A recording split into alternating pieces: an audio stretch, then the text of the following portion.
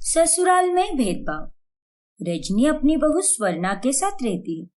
वो उसके साथ बड़ी ही सख्ती से पेश आती है और घर में काफी भेदभाव भी करती है। माँ जी, मैंने सारे काम कर दिए। खाना, सफाई, कपड़े, बर्तन, सब कुछ हो गया है। अब मैं पढ़ने जा रही हूँ। नेक्स्ट वीक मेरे एग्जाम है ना, इसीलिए। तुझे कितनी बार कहा है उन किताबों को कबाड़ी में दे दे। तुझे मेरी बातें समझ में नहीं आती क्या? अब तेरी शादी हो चुकी है और तेरी जिंदगी अब घर गृहस्थी और चूल्हे चौके तक ही सीमित है। ये पढ़ना लिखना सिर्फ लड़कों के लिए होता है, लड़कियों के लिए नहीं। ये भेदभाव सही नहीं है माँ जी। आजकल की लड़कियां भी पढ़ लिख कर आगे जा सकती है। पढ़ाई पर जितना हक लड़कों का है उतना ही लड़कियों का भी है। इतना कहकर स्वर्णा वहां से चली जाती है। अगले हफ्ते रजनी स्वर्णा का एग्जाम हॉल टिकट जला देती है और ये देखकर तो स्वर्णा दंग ही रहती है। नहीं, मेरा हॉल टिकट, ये आपने क्या कर दिया माँ जी? मेरा हॉल टिकट ही जला दिया। अब मैं एग्जाम कैसे दे पाऊंगी? अब जब तुझे मेरी बात सीधे तरीके से माननी ही नहीं है तो मुझे तेरे साथ उल्टे तरीके से पेश आना ही पड़ेगा। चल जा, आज सारे पंच पकवान बनेंगे और तुझे आज का पूरा दिन काम करना है। चल अब काम कर। लेकिन माँ जी, ज्यादा जबान चलाई तो तेरे गाल ही लाल कर दूंगी, समझी तू? रजनी की बातें सुनकर स्वर्णा सहम जाती है और वो वहां से चुपचाप रसोई में चली जाती है और रोते हुए सारे काम करती है। कुछ दिनों बाद स्वर्णा का जन्मदिन होता है।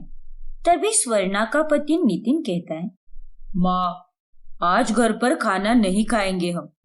आप, मैं, स्वर्णा और पापा, हम चारों बाहर चलते हैं खाना खाने। पागल वागल हो गया है क्या? अरे घर की बहू का कोई जन्मदिन मनाता है क्या?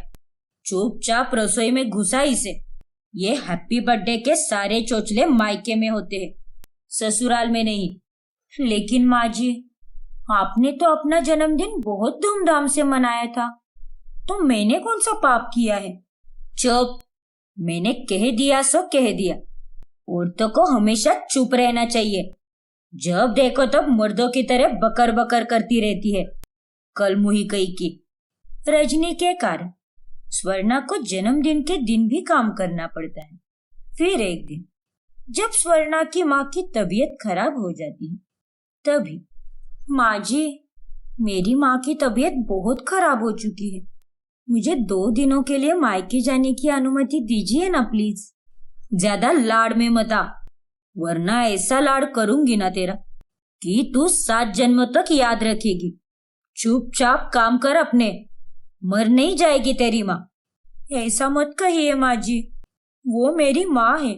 हाँ तो तेरी माँ ही तो है ना, कोई अभिनेत्री या महारानी नहीं है।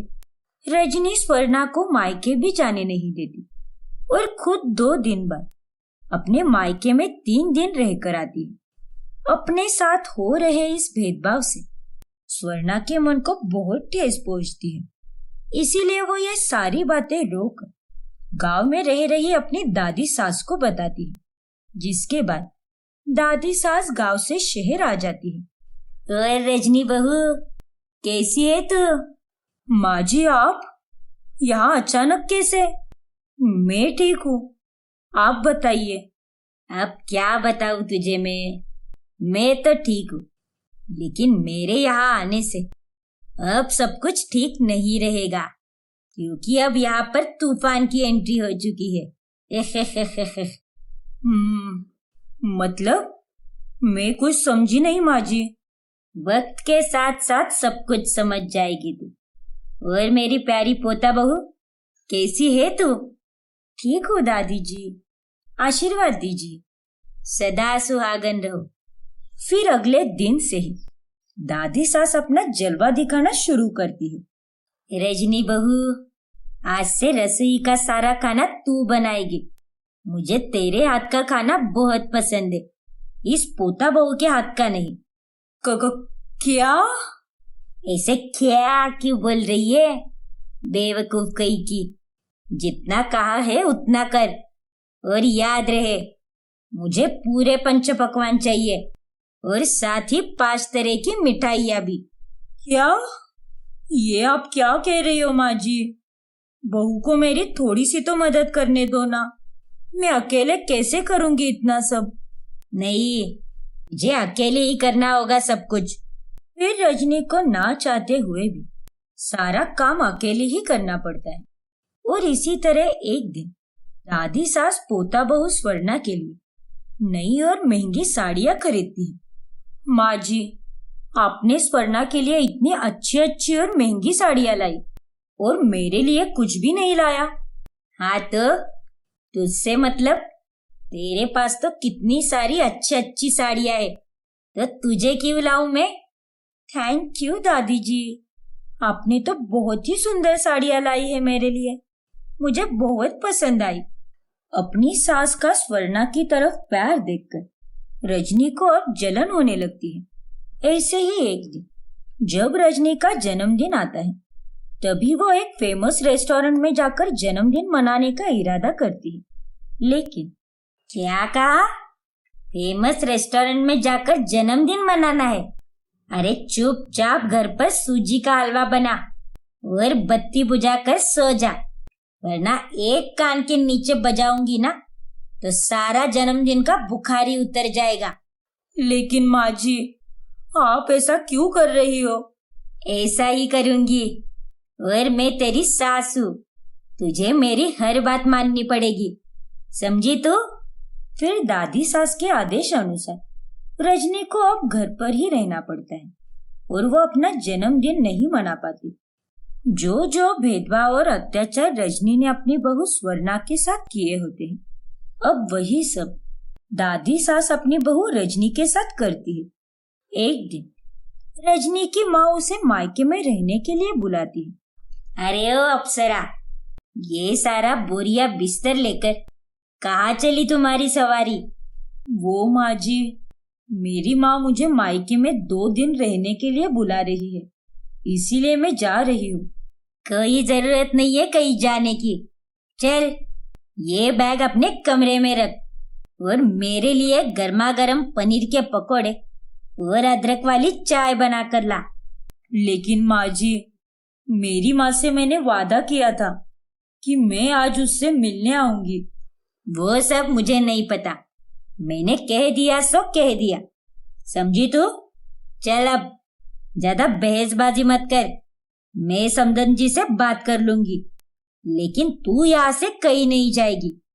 एक बार औरत का जब मायका छूट जाता है तो वो उसके बाद ससुराल की होकर रह जाती है, ठीक है?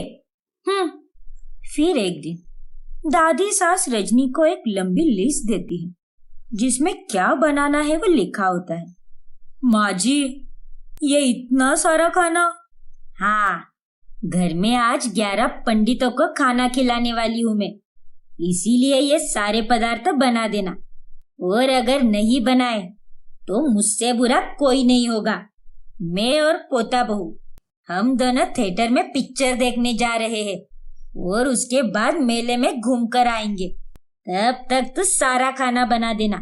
बस बहुत हुआ आपका माँ जी, कब से देख रही हूँ आप इस स्वर्णा को कुछ भी नहीं बोलती, सिर्फ मुझ पर ही अत्याचार किए जा रही हो। ऐसा भेदभाव क्यों माँ जी? मैंने आपका क्या बिगाड़ा है? बिगाड़ा तो है तूने, और वो भी मेरे पोता बहू का।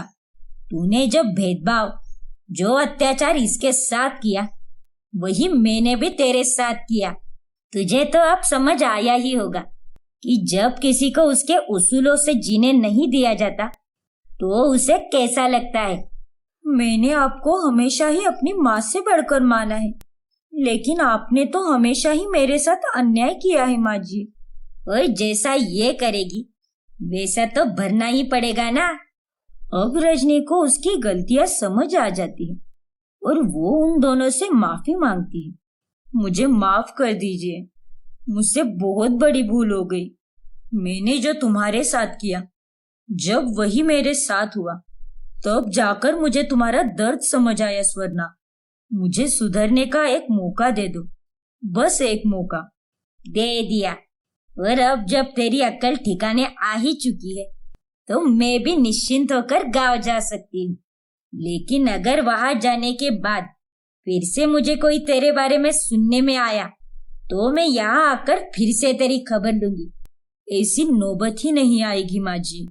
जिस बहू के साथ मैंने इतना बुरा किया, अब उसे बेटी बनाकर रखूंगी मैं। और इस तरह अंत में सब ठीक हो जाता है।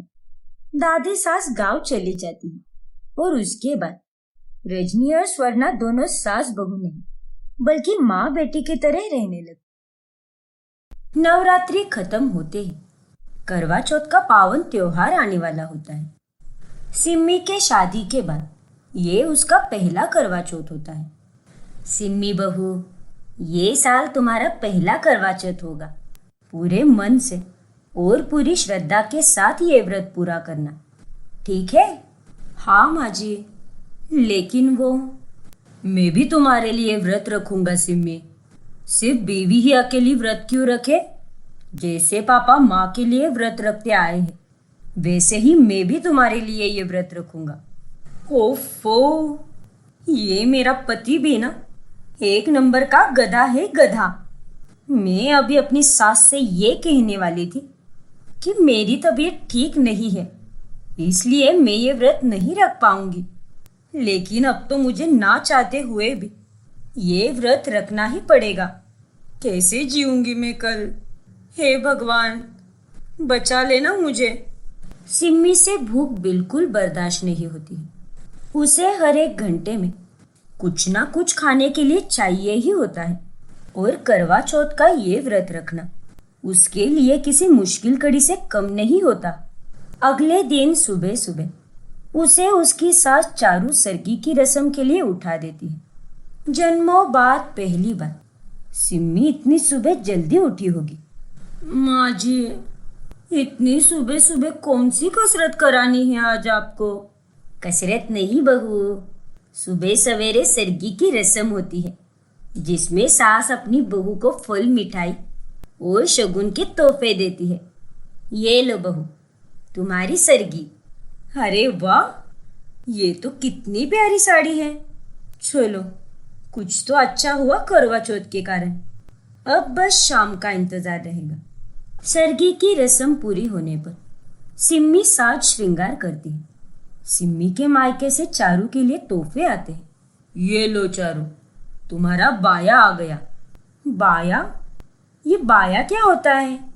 और आज मुझे तोहफे भेजने की जगह माँ पापा ने आपके लिए ये सब क्यों भेजा है माँ जी?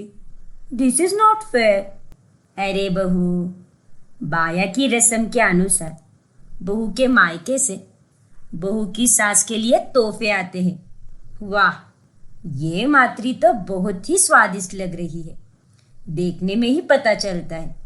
समधन जी भी ना कितने तोहफे भेज दिए इन्होंने। हाय, इसे देखकर तो मेरे मुंह में पानी ही आ गया। थोड़ी देर तक तो सिम्मी कंट्रोल कर लेती है, लेकिन थोड़ी देर बाद उसकी सहन शक्ति खत्म हो जाती है और वो अपने कमरे में रखे हुए सारे स्नैक्स खा लेती है। माफ करना करवा माँ, लेकिन मुझसे रहा ही नहीं गया। अगर मैं कुछ खाती ही नहीं तो बेहोश हो जाती। और ये लंबी उम्र एंड ऑल सब दकियानुसी बातें हैं। प्यार है ये जताने के लिए व्रत रखना जरूरी थोड़ी है। तभी सिम्मी को विवेक का वीडियो कॉल आता है। हेलो वाइफी, तो कैसा चल रहा है व्रत? बस बैठी हूँ भूखी प्यासी। अब क्या करें, तुम्हारी लंबी उम्र के लिए तो मैं इतना तो करूंगी ही ना। तुम भी तो मेरे लिए इतना कर रहे हो। हाँ, वो तो है। मैं आज जल्दी ही आऊँगा। तुम सारी रस्में अच्छे से करना और फिर साथ में चांद को देखकर एक साथ व्रत तोड़ेंगे। ठीक है विवेक। उतने में विवेक की नजर सिम्मी के पीछे पड़े हुए पैकेट्स पर चली जाती है। सिम्मी, तुम्हारे पीछे वो वेफर्स का पैकेट क्या कर रहा है? कहीं तुमने वेफर्स तो नहीं खाए ना? नहीं नहीं, बिल्कुल नहीं। पागल वागल हो गए हो क्या? आज के दिन में कुछ भी खा पी नहीं सकती। ये पैकेट तो कल का पड़ा है। वो कांताबाई अभी तक नहीं आई ना, इसीलिए वो आकर साफ कर देगी। ओके, ठीक है, चलो अब मुझे ढेर सारा काम करना है। सब निपटा कर शाम को मिलता हूँ। बाय। Bye baby. बाल बाल बच गई आज तुम्हें, वरना विवेक को पता ही चल जाता कि मैंने ये व्रत चुपके से तोड़ दिया है। क्या? अपने पीछे से अपनी सास की ये आवाज सुनकर सिमी बहुत घबरा जाती है। हो गया कलेश, अब तो मैं गई काम से। लेकिन खुशकिस्मती से जब वो मुड़ती है तब वो देखती है कि उसकी सास ने कुछ नहीं देखा और वो तो फोन पर बातें कर रही थी। फिर सिमी जल्दी से सारा खाना छुपा लेती है। कितने बजे आने वाला है? हाँ ना, कोई कह रहा है कि 9 बजे आएगा, तो कोई कह रहा है कि 8:45 बजे। जरा देखकर बताओ तो कि वहां चांद निकलने का टाइम क्या है। थैंक गॉड, माँ जी ने भी कुछ नहीं देखा। सिम्मी, ध्यान से खा, वरना ये लोग कहीं तुझे ना खा जाए। शाम को सिम्मी और चारू दोनों मिलकर करवा माता की पूजा अर्चना करती है और छत पर जाकर चांद निकलने का इंतजार करती है। हाथों में पूजा की थाली, आई रात सुहागो वाली, हो चांद को देखो, हाथ में जोड़ो, करवा चौथ का व्रत में तोड़ो। हर साल चांद बहुत इंतजार करवाता है, इतनी आसानी से नहीं निकलता है। अच्छा, ऐसी बात है क्या? तुम्हारी मौसी सास का फोन आया था, वहां चंडीगढ़ में तो दिख गया है चांद। अब बस यहाँ मुंबई में दर्शन हो जाए चांद के। वैसे बहू, तुम तो एकदम टकाटक हो। आज तो तुम बिल्कुल कमजोर नहीं लग रही। जी माँ जी, आखिर बहू किसकी हूँ? ये बात तो है। अरे माँ जी, अब आपको क्या पता कि मैं सुबह से सब कुछ ठूसती आ रही हूँ, इसीलिए इतने टकाटक लग रही हूँ, वरना अब तक तो मैं भूखी प्यासी टपक ही जाती। 1 घंटा बीत जाता है, लेकिन ना तो सिम्मी और चारू के पति घर आते हैं, ना चांद नजर आता है। इसी बात का फायदा उठाते हुए सिम्मी फिर से अपने कमरे में जाकर छुपाए हुए स्नैक्स खोलकर खाने लगती है।